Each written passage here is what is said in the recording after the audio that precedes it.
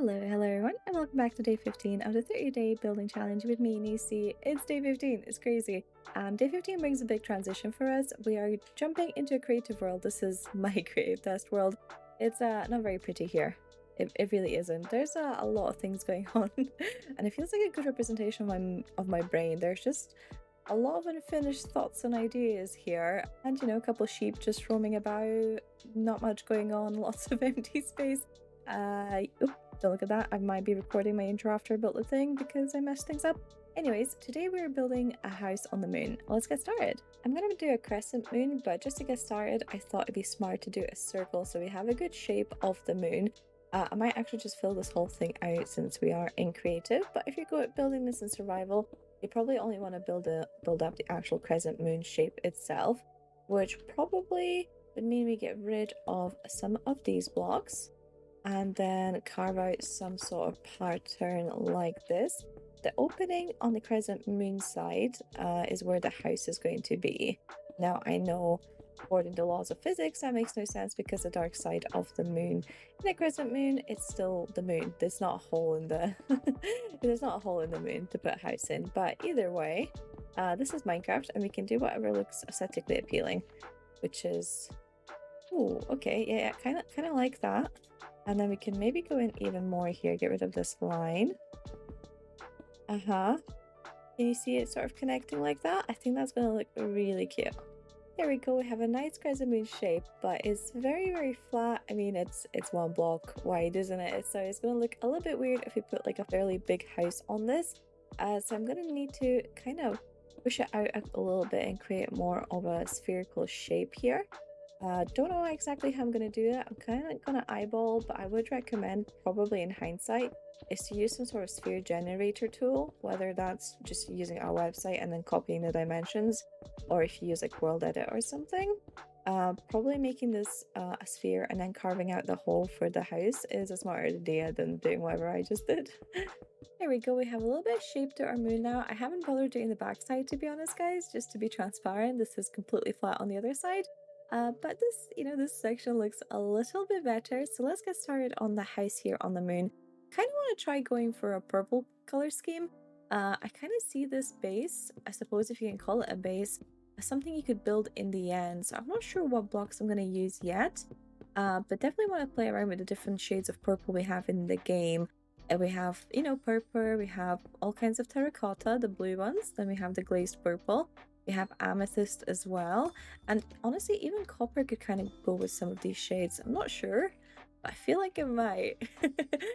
So I'm gonna figure out what to do. I don't think I'll make the base of the house purple. The purple's probably gonna go mostly on the roof. So for the base of the house, because we have a very endstone colored moon itself, we probably want something white. I don't know, I feel like quartz or pale oak might work actually. Ooh, I feel like pale oak is definitely the way to go here because it's got a little bit of that pinkish purplish streak that makes it look really good with other purple blocks. So yeah, let's build out a little house foundation here. Okay, I'm kind of going crazy with this whole theme because it's a house on the moon, so it's gonna look crazy, and realized I've kind of made a face, almost like a witch hat kind of roof, and then I have these windows. I had a door here originally, but I wanted to see what it looked like with with windows like this. It really does look like a face of some sort with the witch hat and everything. I feel like we need something more purpley here at the top, like a nice visual point of interest. I'm not sure what yet. We could definitely work on that a little bit more, but I like the interesting and unique shape of the roof. The problem is it probably doesn't look very good from the side here, so I don't know if I can fix that. I'm gonna I'm gonna give that a go anyways. And obviously I'm gonna need to do the other side of the house here as well.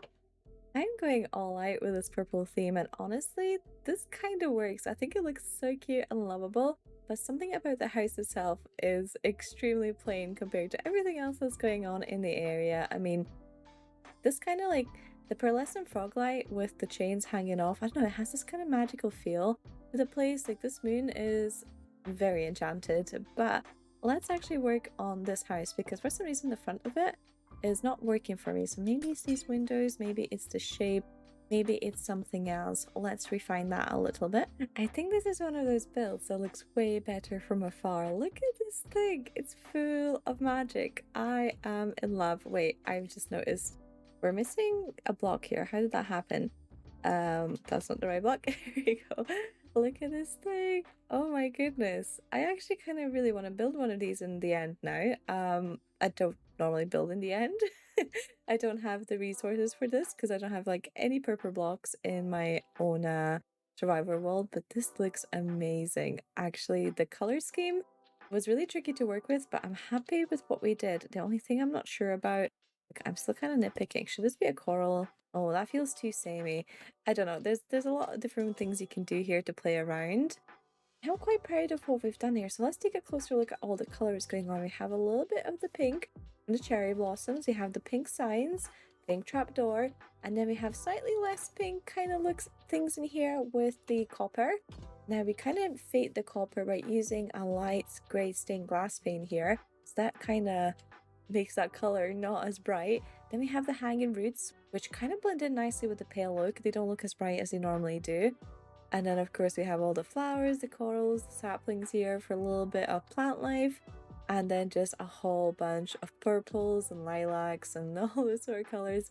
Honestly, I'm a big fan. What do you guys think? This is really out of my comfort zone. This is something I don't normally do. But I have been playing around with more magical looking builds recently, and I've been really enjoying it. So I hope you guys like it as well. And we're gonna leave it here. Thanks so much for watching. I'll catch you in the next one. Goodbye.